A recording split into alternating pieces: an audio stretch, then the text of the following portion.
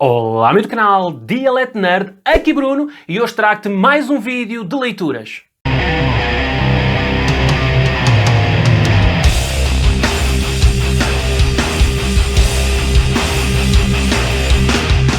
Ora, antes de começar a falar das minhas leituras, peço-te aqui que deixes já o teu like, que subscrevas se não fores subscrito, partilhes, comentes, para dar aquela força ao canal para crescer cada vez mais. E vou começar então com Batman! E neste caso, Batman The Dark Knight Strikes Again. Ou seja, é o Batman Dark Knight o 2, a continuação. E aqui o que é que eu tenho a dizer? Tenho a dizer que achei esta obra, realmente, tenho que concordar com a maioria das pessoas, achei realmente... O desenho é fraco, o design dos personagens é fraco, tem alguns equipamentos que ele mudou, o do Flash, bué de esquisito, manga curta, com os calçõezinhos e não sei o quê. Ou seja, os uniformes ficaram fraquíssimos, o design deles, o plot é fraquíssimo, ou seja, é tudo fraquíssimo. Não tenho realmente nada a dizer de bom desta história. Basicamente os heróis foram capturados, né? Os heróis ou então estão desaparecidos, e o Batman começa então, juntamente com aquele Robin do primeiro Dark Knight, começam então a libertar e a reuni-los contra, neste caso, os vilões que são o Luthor e o Brainiac, que se juntaram para conquistar o mundo, aquelas coisas do costume. Tenho aqui a dizer que mais uma vez me desagrada a personagem do Super-Homem. Superman continua aqui um peão completo, é um boneco, um fantoche que aqui anda. O Frank Miller, de certeza absoluta que odeia o personagem, não há outra ideia que se possa retirar disto. E mais uma vez leva uma grande tareia. O Superman leva no Dark Knight leva sempre tareias. E neste caso do Batman também leva uma tareia. Acho que ainda para mim pior do que a do primeiro. É que esta é aqui uma tareia sem apelo nem agravo. O Superman é um peão, anda para trás e para a frente, amando de toda a gente. Neste caso é amando do Luthor, porque ele não pode... O Luthor quer conquistar tudo juntamente com o Brainiac. O Super-Homem não faz nada porque o Luthor faz-lhe uma chantagem. Bem, uma história sem pés nem cabeça. O Frank Miller aqui, mais uma vez, tenta aquela forma dos mídia, com aquelas televisões, e tenta passar toda aquela crítica social, blá blá blá. No fundo, como lá está, como veículo de crítica social, mas nada funciona aqui, nada. Não tem o mesmo apelo, não tem a mesma ligação, não tem a mesma lógica, não tem nada. É um bocadinho... repetir a fórmula só por repetir, sem o mesmo conteúdo, sem a mesma conexão. E depois tem aqui coisas... Eu não quero estar aqui a destrinchar demasiadamente aqui a obra, porque acho que ela, na minha ótica, não merece assim também que esteja aqui a bater nela à torta e a direito, mas há aqui coisas muito esquisitas. Temos o Lanterna Verde de sapo. O Lanterna Verde desaparece, foi para o cosmos, desapareceu da Terra, e está num planeta e constituiu uma família... em que ele, por alguma razão, a própria fisionomia dele alterou-se, parecem uns sapos, ele e a família dele, porque ele foi para uma terra alienígena e então fez uns alienígenas, parecem uns sapos. Depois volta para a Terra para ajudar.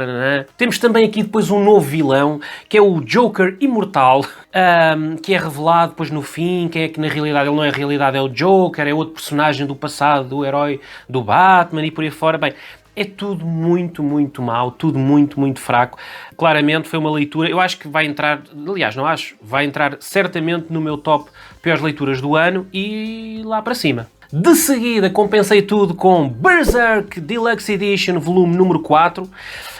Nesta edição temos aqui a relação do Guts e da Casca que chega ao pico, ou seja, aqui eles chegam realmente ao topo da sua relação, ou seja, há uma mudança grande aqui na interação entre os dois. O Guts fala dos seus traumas e depois eles envolvem-se. Temos também Griffith, que acaba por ser aprisionado, passa por terrores e torturas inimagináveis e acaba por ser até visitado por demónios, não é? Temos depois também aqui a tentativa de resgate do Griffith. Temos batalhas altamente brutais, fantásticas, super violentas. Temos também um Griffith que é encontrado depois nesta tentativa de resgate num estado completamente degradante, chocante. Miura faz mesmo aqui realmente um trabalho em que nós estamos a ver e estamos a sentir aquilo que os personagens estão a descobrir à medida que eles estão a descobrir as coisas, não é? Surge também um personagem poderosíssimo para caçar Guts e o seu grupo. Poderosíssimo, acho que é o Não, houve outro também poderosíssimo que apareceu e este tem uma ligação com ele, mas é a maior batalha e o maior desafio de Guts até agora, claramente. Esta foi uma grande leitura que eu fiz, graças a Deus, recuperei, compensei de Dark Knight Strikes Again. De seguida passei para Darkseid vs Galactus, com o nome da Hunger. É de John Byrne, não é? Foi escrito e desenhado por John Byrne. É uma história, resumindo aqui a minha opinião, é uma história engraçada, típica do John Byrne, com o seu traço inigualável, para mim é top 3 de traço, muito divertida, muita ação. O plot é bastante simples, Galactus basicamente encontra Apokolips e tenta consumi-la, não é? Aquele planeta, e o Darkseid não acha muita piada àquilo, e então decide lutar, ou pelo menos tentar evitar que Galactus consuma então o seu planeta. Mas o Darkseid obviamente não tem poder para parar Galactus, logo usa de outros truques. E aqui é que está um bocadinho o twist final. Isto também é uma edição com poucas páginas, se não me engano são 48. É uma história curtinha. É mais engraçado de ver personagens de dois universos completamente diferentes cruzarem-se, porque temos também depois também a luta entre porque temos também depois a luta entre o Surfista Prateado e o Orion. Ou seja, é engraçado, é um cruzamento entre duas editoras. Sabemos que há sempre restrições de parte a parte, mas é divertimento. De seguida, mais um cruzamento DC e Marvel, que é GLA e Avengers, exatamente de Kurt Busiek e de George Pérez. Mais uma dupla fantástica, na escrita Kurt Busiek, muito bom, faz um bom, como se chama dizer, feijão com arroz. E o George Pérez, né, um traço fantástico também. Tem lutas muito interessantes entre os heróis, né, sempre este cruzamento, o desenho super mega fantástico. No fundo, Krona é um personagem que decide saber o início de tudo, não é? Que ele tem uma visão, através da tecnologia, que ele, ao tentar descobrir o início de tudo, até antes do Big Bang e por aí afora, ele encontra uma mão e essa mão faz-lhe entender que existe alguma coisa por trás ainda do início, não é? É o início dos inícios. Ele tenta perspectivar o que é e então vai em busca de descobrir isso, só que destrói tudo pelo seu caminho, destrói os planetas todos, tudo o que lhe aparece pelo caminho ele vai destruindo. Neste caso ele começa a se aproximar então da Terra e então é proposto um jogo. Ele é confrontado pelo Grão-Mestre e o Grão-Mestre decide então fazer um jogo com ele de modo a poupar a Terra. Ou seja, cada um vai ter uma equipa, não é? Um fica com a GLA, a Liga da Justiça, e o outro fica com os Vingadores. Eles lutam entre si por objetos de poder de cada um dos universos. Ou seja, há uma inserção, há aqui várias referências, há uma inserção de vários objetos que nós conhecemos tanto do universo como do outro, e no fundo quem vencer tem o seu desejo salvaguardado, não é? Krona no fundo quer descobrir então o início de tudo e quer se confrontar com Galactus porque acha que ele está mais perto desse início, e o Grão-Mestre quer então que a Terra sobreviva. Isto depois tem desenvolvimentos, lutas, confrontação, e no fim tem um twist engraçado. Um deles ganha e o outro não fica muito contente com a situação e tenta levar a dele à avante à força, e depois há um combate sem igual entre uma data de personagens. 5 estrelas. Eu tenho a destacar apenas uma cena, que é a cena que acho que dá para ver, porque acho que vem é a capa do quarto volume. São 4 volumes, chegam 4 volumes. É a capa do quarto volume, que é a cena do Super-Homem com o escudo e com o martelo do Thor. É mesmo de ir às lágrimas de emoção, fantástico. Ora depois, dando continuidade então à minha leitura de Avengers Assemble, passo então para o volume número 4. Avengers Assemble é aquele run do Kurt Busiek. Vou então no volume número 4. Este volume número 4 faz um crossover com o Maximum Security, que era um evento que estava a acontecer na altura, onde os Impérios Galácticos, que são liderados pelo Shi'ar, eles são manipulados, na altura não se sabe por quem, mas por uma raça bastante influente e bastante conhecida do universo Marvel. Eles são manipulados de forma a fazer com que a Terra passe a ser uma prisão universal. Portanto, obviamente, os heróis da Terra não acham muita piada e vão, obviamente, lutar contra essa situação. Tem aqui uma situação que tem uma fase esquisita do Professor X, em que ele tinha largado o X-Men e andava a fazer de tutor de um grupo de Skrulls mutantes. Ou seja, uma situação que eu encontrei um bocado esquisita nesta fase. Tem um novo round contra novamente o Templário Pagan, o Pagão, que são aqueles personagens que apareceram inicialmente nos primeiros volumes. Tem ainda uma nova ameaça que surge, uma entidade da espada ébano, aquela espada do Cavaleiro Negro. Surge também aqui uma trama sem interesse nenhum envolvendo o Pym, o Homem-Formiga, não é? E um arco que envolve os Vingadores contra um exército de Hulks, que é simplesmente horrível, péssimo. Depois até acabam por chamar o Hulk para ajudar a resolver a situação, mas os Vingadores contra um exército de Hulks, obviamente que estas situações, eu aqui vou-me alongar um bocadinho mais, porque para já o Hulk é um personagem que eu gosto imenso, e depois estas situações são recorrentes, e se nós estivermos atentos, vemos que isto é uma situação que acontece sempre, e acontece a mesma coisa também com grupos de super-heróis, que é, se nós formos a ver às vezes, um personagem, por exemplo, um vilão é suficiente para equiparar-se, às vezes até sobrepor um grupo de outros heróis. Mas quando esse mesmo vilão é colocado num grupo, parece que perde uma data de força, porque depois já é vencido muito mais facilmente. Porquê? Porque tem que se equivaler aqui um bocadinho as forças. Isto é quase tirar daqui para pôr ali. Ou seja, quando é X número de heróis contra um vilão, ou vice-versa, esse que está sozinho parece ter uns poderes absurdos, é muito forte, luta contra os outros todos, é taco a taco, e só é vencido por um pormenor e não sei o que mais. Quando esse que está sozinho está no meio de um grupo de outros personagens, já não tem tanta influência, é muito esquisito. E aqui a mesma coisa acontece com o Hulk. O Hulk é aquele personagem super forte, não sei o quê, muitas vezes está sozinho, é páreo para todos, esmaga todos, é o mais forte que há, é o maior do mundo. E depois fazem um exército de Hulks como se desse para equiparar então um personagem desses, multiplicá-lo por não sei quantas pessoas, por não sei quantas vezes, e os Vingadores vão tentar tac a tac e não sei o quê. Obviamente que ficaram todos muito fraquinhos, não é? Ou seja, descaracterizam, para mim, o que eu quero resumir é descaracterizado completamente as valências do personagem, e mais uma vez uma coisa que eu bato aqui em vários vídeos e que me aborrece e que eu não gosto, que é banaliza o personagem. É a mesma coisa que fazerem 40 Homem-Aranhas, 50 Flash e por aí afora. Não gosto, não gosto. Para concluir, fica também aqui o melhor para o fim deste volume, que é o início de um arco que envolve o Kang e o seu filho contra o planeta Terra. Inicia-se aqui, que depois se conclui no quinto, mas depois, quando for o quinto, eu falo um bocadinho mais sobre isso.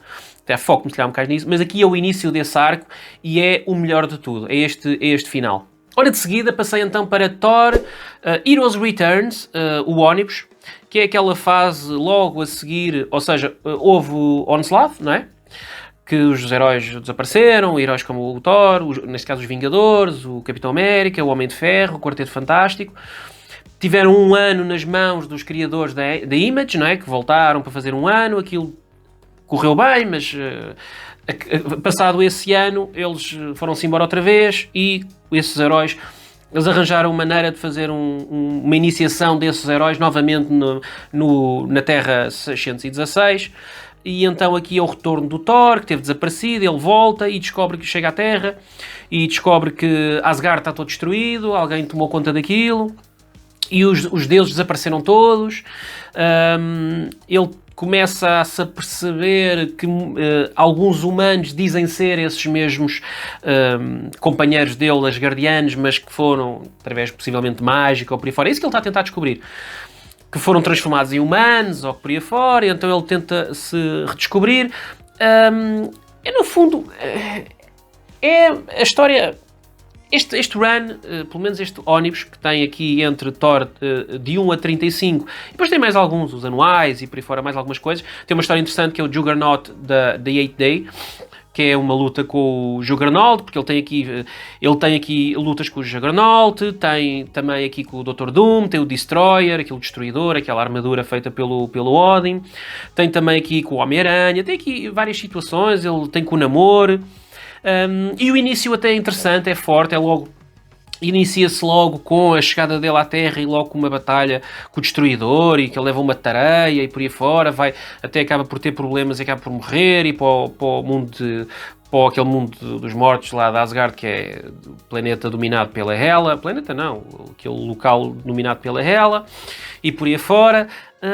É interessante a história de Dan Jurgens, não é? O traço é principalmente por John Romita Jr.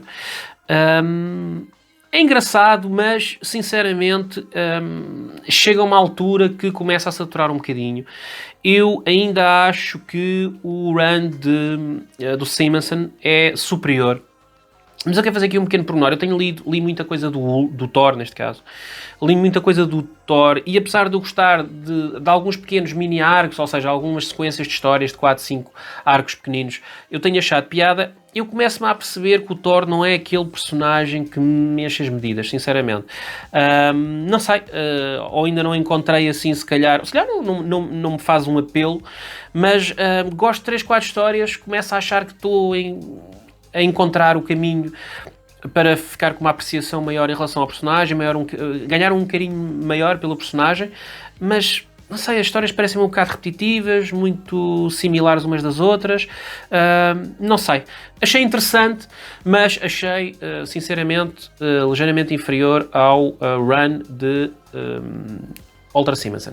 De seguida, nada a ver, passei para Hellblazer Original Sins. É aquele primeiro volume daquela coleção fortíssima, enorme, já vem com... Já nem sei se são 27 ou 28 volumes, que é todo o run do Hellblazer em TPBs, não é? Isto na altura da Vertigo, não é? E este é o primeiro de todos, é o início dos inícios, em que nós temos aqui basicamente Hellblazer de 1 a 9 e depois tem aqui 2 números do Swamp Thing, porque houve ali um cruzamento. E este início é de Jamie Delano, com o Rick Weiss e também de John Gidway nas ilustrações, não é? O que é que eu achei de Hellblazer, este primeiro volume? Eu gostei. Eu já li outras coisas de Hellblazer um bocadinho mais recentes. Não vou dizer, eu li o primeiro arco também do Garth Ennis e li também outro que eu já não me recordo, mais recente. Está interessante. Aqui a situação do cruzamento com os números do Swamp Thing não me agradou muito. Aqui uma situação ou outra um bocadinho esquisita. E deu para ver aqui 2 aspectos destas histórias do Hellblazer, ou neste caso, daquilo que eu aprecio nas histórias do Hellblazer, que realmente contrastam bastante e realmente dá para ver aqui uma diferença que é. Eu gosto do Hellblazer quando as histórias do Constantine são mais levadas para o sobrenatural, mas um sobrenatural que não é escrachado, ou seja, não é monstros, não é figuras todas distorcidas. Não, é mais aquele horror subjetivo, mais aquele suspense, talvez mais por aí. Aprecio mais do que quando é aquela coisa de monstros e não sei o quê, nananã. Aí já não acho tanta graça, pelo menos na escrita do Jamie Delano. E aqui tem um bocadinho das duas coisas. Tem alguns arcos um bocadinho mais levados assim para o suspense e depois tem outros que já metem uns monstros. Esses são os que eu agradei menos, mas não me desagradou. Obviamente é aquela coisa dos anos... Dos primeiros tempos, dos primeiros anos de Hellblazer, que é... Pronto, tem bastante texto e por aí fora. Às vezes pode se tornar um bocado aborrecido, mas lê-se bastante bem, por acaso. Gostei, é uma leitura que me agradou. De seguida, passei então para Fantastic Four, de Mark Waid e Mike Wieringo Omnibus. Aqui tenho a dizer uma coisa. Aqui foi uma surpresa e uma agradável surpresa que eu tive. Eu não dava nada por este run. Nunca tinha ouvido... Aliás, minto. Ouvi um canal que eu costumo seguir de YouTube falar, um canal americano falar, a dizer que realmente era o run preferido dele. Eu achei esquisito, mas nunca ouvi rigorosamente mais ninguém falar deste run dos Fantastic Four, este do Mark Waid, e como tal não estava a dar nada por ele, e que agradável surpresa. Tem umas oscilações de ambientação e de temática bastante engraçadas. Ele começa assim um bocadinho meio não é cómico, mas assim meio leve, meio engraçado. No fundo a construir peça a peça, tipo Lego, a construir devagarinho, assim, mas assim leve, engraçadinho, umas piadas, mas bom de acompanhar, não é aquele goofy que seca, isto é um bocadinho vergonha alheia, não. Engraçadinho de levar, tal. Mas depois, quando começa aqui um arco com o Dr. Doom, e é um Dr. Doom diferente, também aqui o Mark Waid deu aqui uma volta diferente ao Dr. Doom, tirou mais da tecnologia e levou mais para o âmbito do misticismo. Bem, entrou num ambiente tão dark. Bem, adorei. No fundo é o arco, acho que é o arco maior deste ónibus e é o arco central. seja, o início mais leve, este central mais dark, mais intenso, e um final depois também a acalmar um bocado mais as coisas, mas este arco do meio é tão intenso, e o Mark Waid faz tão bem aqui uma giga-joga em que ele coloca aqui tanta pressão no personagem do Red Richards que nós começamos a duvidar das reais intenções dele. O Red Richards começa a ter umas atitudes um bocadinho mais sombrias, umas atitudes um bocadinho a roçar a traição, ou será que não é, ou será que é? Bem, mas começa a ficar tão dark, 5 estrelas, adorei, que agradável surpresa foi esta leitura. Aconselho vivamente Fantastic Four by Mark Waid e Mike Wieringo, Ónibus, 5 estrelas, gostei imenso. Ora de seguida, passei então para Wolverine Goes to Hell, Ónibus. Eu aqui não me vou alongar muito porque eu tenho um vídeo só a falar sobre esta obra. Como tal, este Ónibus é de Jason Aaron e com o traço de Adam Kubert e também tem Renato Guedes. Basicamente começa com o Astonish Spider-Man e Wolverine de 1 a 6, que é uma minissérie em que eles encontram-se numa era pré-histórica e depois eles não se dão um com o outro. Cada um está na sua terriola, por assim dizer, na pré-história, mas depois constantemente eles estão a dar saltos temporais e tentam solucionar aquela situação. A história é engraçada e ao mesmo tempo é mais ou menos. E depois sim começa Wolverine 2010, não é? Começou esse novo run em 2010, de 1 a 20. Depois tem aqui alguns especiais e depois volta outra vez para a numeração Legacy 300 a 304 e depois tem o X-Men, a Cisma de 1 a 5, esta minissérie que é fixe. É engraçada, é aquela minissérie em que se inicia aquele corte entre o Wolverine e o Ciclope. Eles até têm um embate bastante longo, é quase só, tem um número completo que é praticamente só combate. Depois ainda aparece um super sentinela para lutar contra eles, porque no fundo, muito resumidamente, Cisma o Ciclope já está naquela fase em que já não vê meios para atingir os objetivos, e então ele quer meter as próprias crianças que estão lá, os novos alunos do Instituto, do professor Xavier, quer colocá-los já na linha de tiro, e o Wolverine não acha piada a isso. O que é engraçado, parece que se invertem, né? O Wolverine supostamente devia ser aquele mais frio, mais desligado, não, é ele que... Mas ele sempre teve uma ligação realmente com as crianças, já desde a Kitty Pryde, a Jubilee, por aí fora, sempre teve a ligação com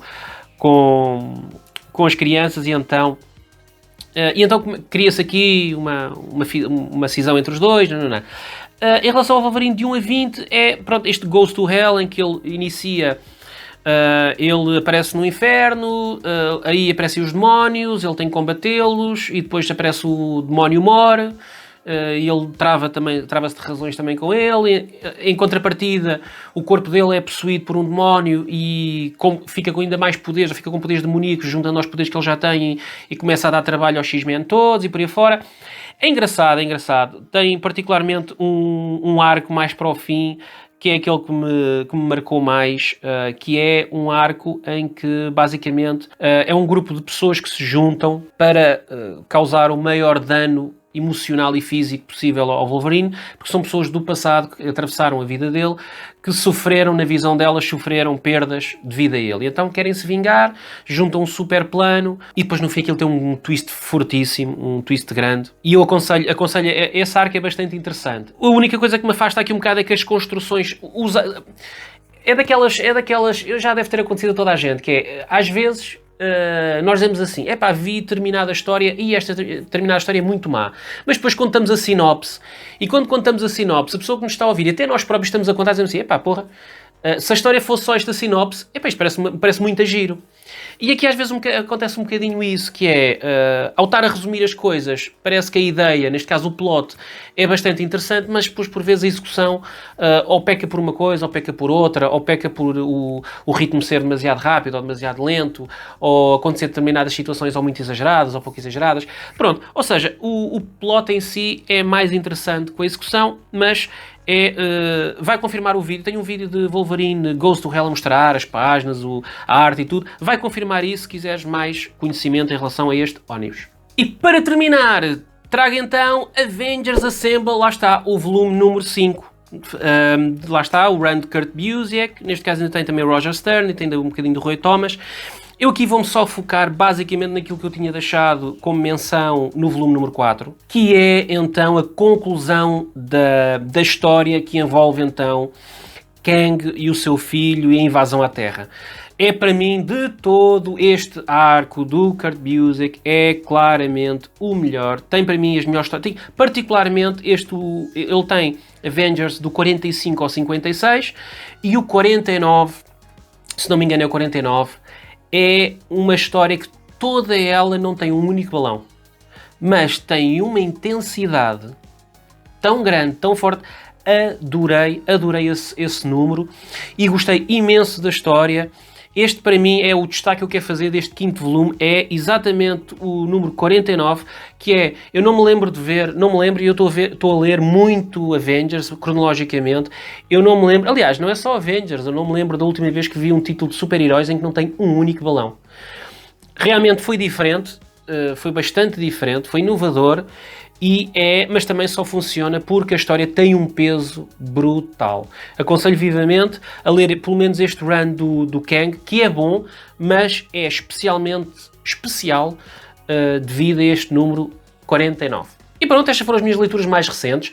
Deixa aqui nos comentários se já leste estes livros, alguns deles, a tua opinião, para nós trocarmos umas ideias. E se gostaste deste vídeo, subscreve, partilha, comenta, dá like, segue os links do canal para fazer as tuas compras e ajudar o canal a crescer cada vez mais. Até mais.